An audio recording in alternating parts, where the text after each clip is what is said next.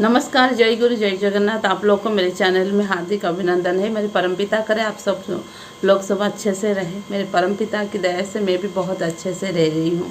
जब चिंता होती है तो हम हमारा कर्तव्य कभी ठीक से नहीं निभा पाते। हमारे दिमाग में वही एक बात चलता रहता है, हम क्या करें, कैसे करें, क्यों करें। ये ज़्यादातर जो चिंता होता है तो दिमाग सोचने का और समझने का जो जरिया होता है वो बंद, कहीं ना कहीं बंद हो जाता है और हम लोग ठीक से नहीं कर पाते।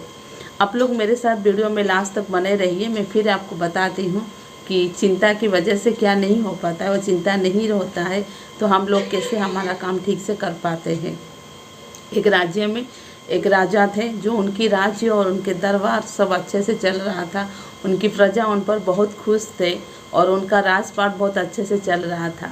एक साल ऐसा हुआ कि उस साल में बारिश नहीं हुआ, अकाल पड़ गया, जिसके वजह से वहाँ कोई भी जो खेती करते थे किसान वहाँ लगान नहीं दे पाए, जिसकी वजह से राजकोष में जैसे जो धन आता था वो धीरे धीरे ख़त्म होता गया और आर्थिक स्थिति थोड़ी सी बदल गई। जो पहले से था ठाट बाट वो थोड़ी सी कम हो गई और राजा के मन में ये चिंता घर बैठ गई कि कैसे करूं, क्या करूं, मेरा जो प्रजा है उनके लिए कैसे करूं। ऐसे करके वो साल बीत गया।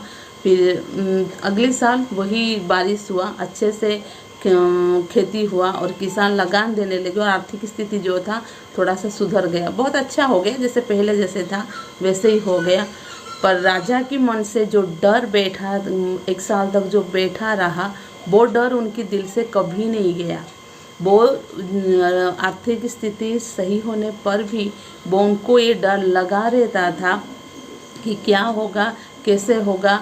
मेरा जो पड़ोसी राज्य है मुझ पर आकर वो अटैक करेंगे तो फिर मेरा राजपाट चला जाएगा।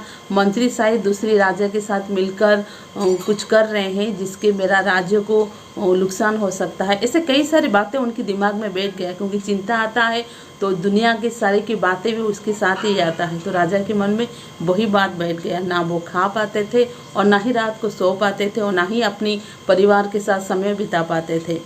तो इसी तरह के चल रहा था। उनका जो कुल गुरु है वो एक दिन आए वहाँ पर, तो राजन को ऐसे देख कर बोले, राजन क्या हुआ, इतनी चिंता में आप क्यों है? इतना चिंता तो मैंने आपको कभी नहीं देखा, तो फिर इतना चिंता क्यों है?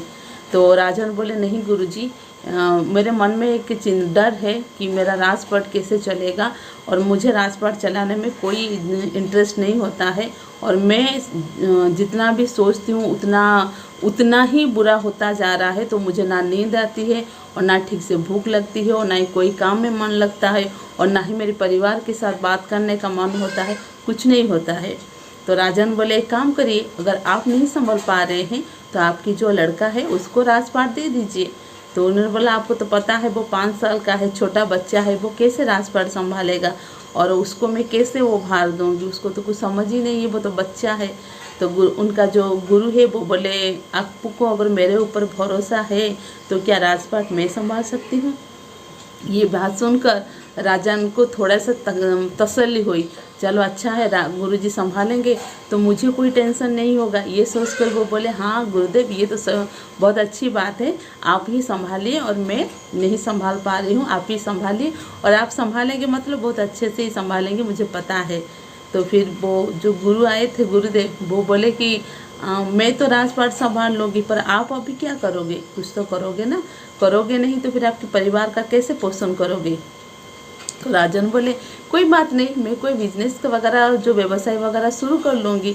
तो गुरुजी बोले, व्यवसाय करने के लिए आपको तो आर्थिक तो चाहिए ना, अर्थ कहाँ से मिलेगा, मैं तो आपको दूंगी नहीं, क्योंकि मेरी राज का जो अर्थ है मैं आपको बिना वजह क्यों दूं, तो मैं नहीं दूंगी आपको अर्थ। अभी आप क्या करेंगे, आपको जो करना है वो दूसरा काम कर सकते हैं। तो राजन बोले, कोई बात नहीं है, मैं एक काम करती हूँ, मैं कहीं जाकर नौकरी कर लेती हूँ, जिससे थोड़ी बहुत पैसा आएगा और मैं अपना परिवार और मेरे बच्चे को आराम से रख सकूँगी। तो जो गुरुदेव है वो बोले कि अगर आपको कहीं पर नौकरी करनी है तो मेरे पास नौकरी करिए, मेरा जो राजपाट है आप संभालिए, क्योंकि आपका जो राजपाट है मेरा जो आपने मुझे दिया है, मुझे तो कुछ आइडिया है ही नहीं, तो आप ही मेरा राजपाट संभालिए, मेरी दायित्व आप लीजिए और आप आराम से करिए। मैं जब आऊँगी तो आप मुझे डिटेल से इन्फॉर्मेशन दे देना क्या हुआ क्या नहीं हुआ है।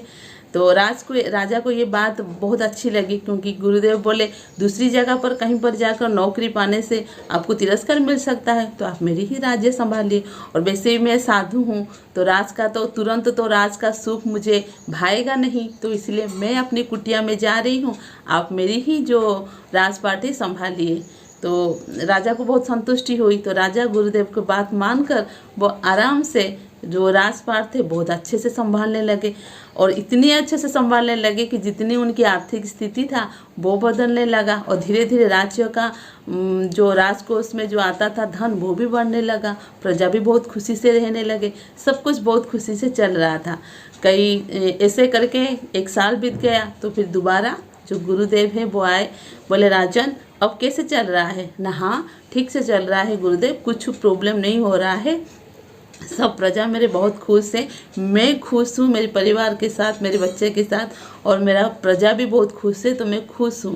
पर मुझे एक समझ नहीं आ रही है एक बात, जब मैं पहले भी ये संभाल रहा था और अब भी संभाल रही हूँ, पहले मुझे भूख नहीं लग रही थी और ना मुझे रात को नींद आती थी और चिंता के मेरा जान जा रहा था, पर अभी ऐसा कुछ नहीं हो रहा है, क्योंकि मैं आराम से मुझे भूख भी लगती है, मैं काम भी करती हूँ और अच्छे से मुझे नींद भी आ रही है। वही काम मैं उसी टाइम कर रही थी और वही काम मैं अभी भी कर रही हूँ, पर फ़र्क क्या है मुझे समझ नहीं आए। तो गुरुदेव बोले कि आपको समझ नहीं आया, मैं आपको बता देती हूँ। पहले आप चिंता के मारे वो भार आपके ऊपर लेकर आप सोचते थे कि मैं कैसे करूं, क्यों करूं, किस लिए करूं, वो आएगा। मतलब आपका जो चिंता था वो चिंता इतना दूर तक था कि आप अपने कर्तव्य ठीक से नहीं कर पाते थे। और अभी मैंने आपके ऊपर जो दायित्व दिया वो दायित्व को आप मेरे बात मानकर वो कर्तव्यों को आप अच्छे से कर रहे हैं, जिसकी वजह से आप उसको सही से कर पा रहे हैं, और जिसकी वजह से आपको नींद भी आ रही है और भूख भी लग रही है और आपको सारे काम आप कर रही है। जब इंसान के दिमाग में चिंता घुस जाता है तो हम लोग कोई भी बात सही से नहीं कर पाते हैं। अगर वही बात को हम हमारा कर्तव्य मानकर करते हैं तो वो बात हमारा सही होता है, क्योंकि हम लोग समझते हैं कि ये हमारा ड्यूटी है, हमें करना चाहिए, तो हमारा सब पॉजिटिविटी होता है और सब कुछ अच्छा होता है। और इसीलिए हम लोग हमेशा हर एक बात को हमारा कर्तव्य मान के चलना चाहिए। कहने का अर्थ है, कोई भी गुरु भाई जाते हैं और आपको दीक्षा देते हैं तो आप लोग को यही लगता है कि ये कैसे करेंगे, सुबह उठेंगे और कैसे करेंगे। जब ठाकुर जी हमारे पास आ जाते हैं, हम लोग ये नहीं समझते कि ठाकुर जी हमारे घर का एक मेंबर है, हम लोग समझते हैं कि फ़ोटो है। जिस दिन हम लोग ये समझ लेंगे कि ठाकुर जी हमारे घर का एक मेंबर है और हमारा कर्तव्य है हम उनका स्तुति सही से करें, उसका नाम ध्यान सही से करें, तो जब मान लेंगे कि वो हमारा कर्तव्य है तो वो हमसे सही से होगा, कोई भूल नहीं होगी, क्योंकि हम लोग दिल से उनको करेंगे तो कोई भूल नहीं होगा। हम लोग ये समझते हैं सुबह सुबह कौन उठेगा, स्तुति कैसे करेगा, वो टाइम नहीं हो रहा है, बच्चों के लिए टिफ़िन बनाना है, हस्बैंड के लिए टिफ़िन बनाना है, घर का इतना काम है, सुबह उठ कर मुझे बैठ के ये नहीं होता है। ये जो दिमाग में आप लोग चिंता बैठा लेते हैं, जिसकी वजह से आप कर नहीं पाते हैं। आप और उसको बोलेंगे कि कोई भी जिस दिन आपको दीक्षा होता है तो ऋतिक दादा आपको समझाते हैं कि इसको करना कैसे है, और उसी दिन से अगर आपको ये मान के चलेंगे कि ये काम हमें हमारा कर्तव्य मान कर करना है, कि हमारे जीवन का ये एक हिस्सा है, मेरी ड्यूटी है। जैसे मेरे बच्चे के लिए खाना बनाना मेरा ड्यूटी है सुबह उठकर, वैसे ही मेरे ठाकुर जी के लिए भोग लगाना भी मेरे लिए एक ड्यूटी है। और वो ड्यूटी कर्तव्यों को आप अगर सही से करेंगे तो इसमें आपकी ही मंगल है, उनका मंगल नहीं है, आपका ही मंगल है। जिसमें हमारा मंगल छुपा हुआ है, अगर उसी बात को करने के लिए हमें चिंता घरे रहेगा तो हमें वो ड्यूटी हमें करने ही नहीं देगा।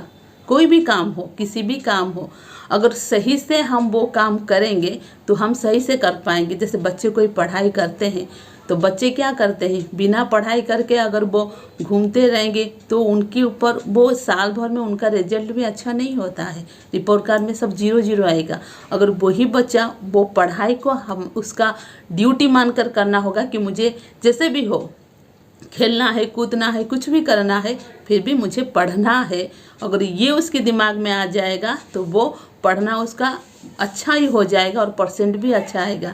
इसी तरह हमारे लाइफ में भी कोई हमें अच्छा बात अगर सिखाते हैं, उसी को हमारा किसी बड़े भी सिखाते हैं, उनसे सीखना चाहिए और इसी को हमारा कर्तव्य मान के करना चाहिए, तो ही अच्छा होगा। आप लोग से एक बात कहनी थी, क्योंकि पहली बार मैं ये हिंदी वाला वीडियो बना रही हूँ, सब बड़ों की कहने पर बना रही हूँ। सब गुरु भाई और गुरु माँ बोले कि आप ओडिया में बोलते हो, हमें कुछ समझ नहीं आता है, एक वीडियो हिंदी में बनाई, तो मैं इसीलिए एक मेरा पहला वीडियो है जो मैं हिंदी में बना रही कि वो पोस्ट करूँगी। आप लोग को अच्छा लगे तो प्लीज़ कमेंट में बोलना है कि हाँ अच्छा लग रहा है। अगर हिंदी बोलना भी आपको मेरा ख़राब लग रहा है, अच्छा नहीं लग रहा है, तब भी मुझे बोलिएगा, तो मैं दोबारा हमारा जो ओडिया है मैं ओडिया बनाऊंगी। ओडिया चैनल है तो ओडिया बनाऊंगी, कभी कभार इसमें हिंदी में वीडियो भी बना के मैं डाल दिया करूँगी, अगर आप लोग को अच्छा लगे तो। अगर पहली बार मेरे चैनल पे आए हैं तो चैनल को सब्सक्राइब करिए और पास में जो बेल आइकन है उसको क्लिक करिएगा, ताकि मेरा जो न्यू वीडियो है आपके पास आ सकेगा और नोटिफिकेशन आएगा, जिसकी वजह से मेरे न्यू वीडियो को आप लोग देख सकते हैं। इतना प्यार देने के लिए बहुत बहुत धन्यवाद। मेरे परमपिता करे आप सब बहुत अच्छे से रहिए और खुश रहिए और सुखी रहकर रहिए। रहती हूँ। जय गुरु, जय जगन्नाथ।